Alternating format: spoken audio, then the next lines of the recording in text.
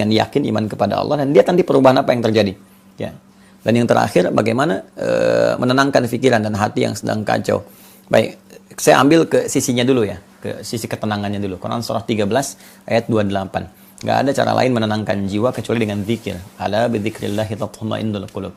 Kata Allah, ketahuilah, yakinkan pada dirimu dengan meningkatkan zikir kepada Allah, itu akan berdampak pada ketenangan hati. Zikir itu segala aktivitas yang mengingatkan kita dengan Allah. Ya, karena itu doa itu disebut zikir. Quran surah ke-7 ayat 205. Wadhkur rabbaka fi nafsika tadarruan wa khifatan wa dunal jahri minal qaul. Ayo kamu berdoa kalau punya masalah, sebut nama Allah. Tapi segenap jiwamu, dengan cuma di lisan, segenap jiwamu dengan khusyuk, dengan penuh harap. Makanya saat berdoa kita cenderung tenang, walaupun solusi belum datang pada saat itu, tapi ketenangan ada. Karena tertumpahkan apa yang dirasakan, ya keluar dari keadaan jiwa kita. Maka tapi minta sepenuh jiwa supaya merasa lebih nyaman. Ya, kemudian baca Quran itu zikir. Quran surah 15 ayat 9. Quran surah 15 ayat 9. Inna nahnu nazzalna dzikra wa inna lahu lahafidhan. Kami telah turunkan Al-Quran sebagai zikir. Jadi kalau sedang tidak tenang, ya alih-alih melakukan hal yang tidak positif, lagi bikin status yang nggak jelas, lebih baik wudu, buka mushaf, ada kiblat, itu ada ketenangan.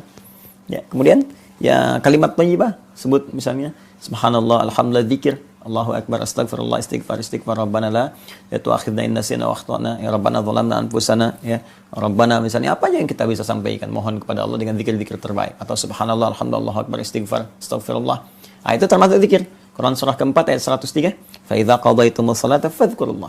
Jika Anda telah tuntas mengerjakan salat, berzikirlah kepada Allah. Kita ucapkan subhanallah, alhamdulillah, Allahu akbar. Itu memberikan ketenangan pada jiwa.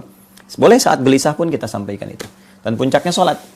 Ya, karena salat itu puncak dari zikir. Istighfar ada dalam salat, subhanallah ada di salat, alhamdulillah ada di salat, Allahu akbar ada di salat, ngaji ada di salat, ya doa ada di salat. Yang semua tadi ada di salat.